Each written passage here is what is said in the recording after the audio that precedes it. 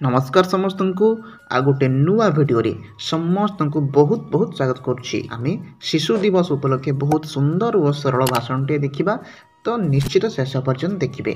सम्माननीय सभापति महोदय, पूज्य गुरुजी गुरुमा वृंद, एठारे उपस्थित मोर छोट बड़ भाई और भौणी माने तथा मोर सहपाठीगण, आज पवित्र शिशु दिवस रे मते किछि कहिबाकु सुजोग मिलिथिबारु मु निजकु धन्य मने करुछि।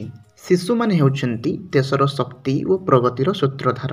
से भविष्यत रे देशर नागरिक और देशर कर्णधार रूपे प्रतीयमान होइथांती। एणु देशर सामग्रिक विकास शिशु मानक उपर ही निर्भर करिथाए। सेथिपाई शिशु माने सुस्थ और निरोग रहिबा आवश्यक। स्वाधीन भारतर प्रथम प्रधानमंत्री पंडित जवाहरलाल नेहरू शिशु मानक बहुत भल पाउथिले। तांको मतरे जदि आमे वर्तमान शिशु मानक उपयुक्त जत्न नहीं तांको उचित मार्ग रे नेबा तेबे आमे एक सुंदर भारतर परिकल्पना मध्य करि परिबा। तेणु तांको जन्मदिन नवेम्बर 14 अर्थात आज दिनटी को शिशु दिवस रूपे पालन करा जाए। से 1899 मसीहा नवेम्बर मास 14 तारिख दिन आलाहाबाद आनंद भवन रे जन्म ग्रहण करथिले।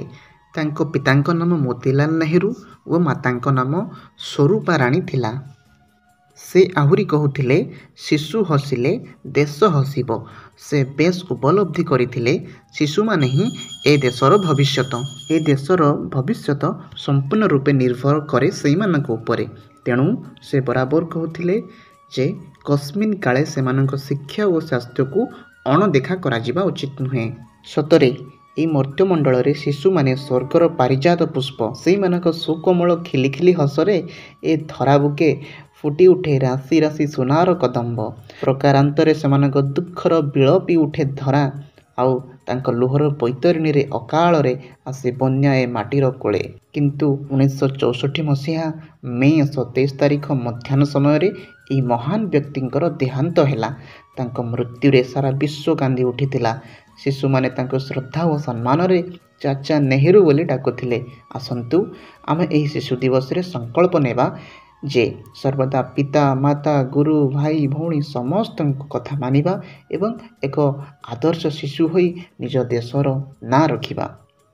ତ ଏତିକି କହି ଆଜିର ବକ୍ତବ୍ୟ ଶେଷ କରୁଛି। ଜୟ ହିନ୍ଦ, ଜୟ ଭାରତ। ଏବଂ ଯଦି ଭାଷଣଟି ଭଲ ଲାଗିଛି ତ ନିଶ୍ଚିତ ଲାଇକ୍ କରିବେ ଏବଂ କମେଣ୍ଟରେ ଜଣାଇବେ ଯେ ଆଉ କେମିତିକା ଭାଷଣ ଆପଣମାନଙ୍କୁ ଦରକାର। ତ ରହୁଛୁ। ଜୟ ଜଗନ୍ନାଥ।